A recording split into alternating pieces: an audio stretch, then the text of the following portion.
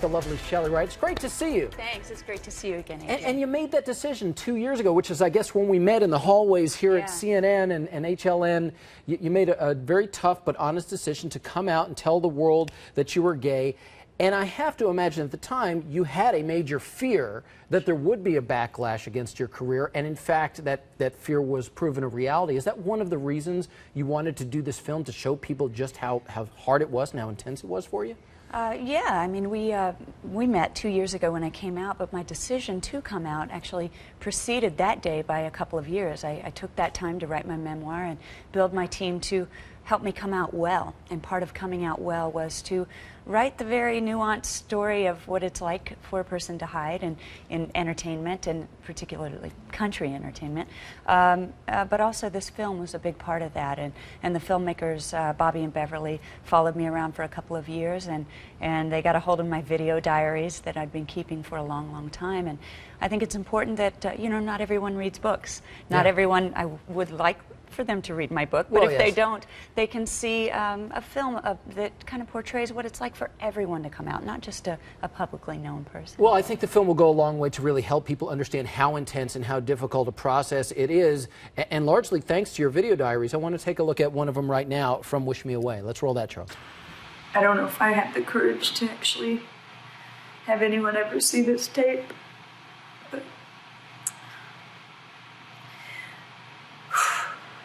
sometimes living one's honest life is damn near impossible. I'm just trying to live mine openly and honestly, because living it not openly and not honestly about killed me. About killed me? You actually put a gun in your mouth at one point over all of this. How did you pull yourself out of that? I did. I was on the verge of suicide, and I want to make it clear that I wasn't about to take my life because I'm gay. I was about to take my life because I had very masterfully painted myself into a corner, into a life that I no longer wanted or could survive. And how I got out of it, I think it was the grace of God that delivered me from my very darkest hour and told me to stand up and start talking and never stop. And now here you are, and you're smiling brightly, and our president has now come out in support of gay marriage. I have to imagine you had a wildly enthusiastic reaction to that. I did have an enthusiastic reaction, and it was emotional for me, as I know it was for a lot of LGBT people.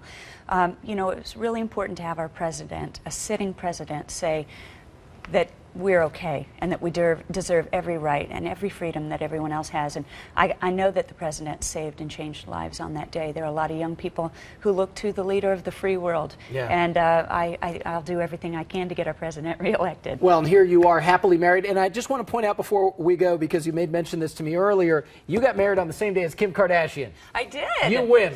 Yay! They say the first 72 done. days of marriage is the hardest. Well, you got through it. Great to see you, Shelley. Thanks, Thank you so much for being here. Be sure to catch Shelley's fascinating documentary, Wish Me Away, opens on Friday.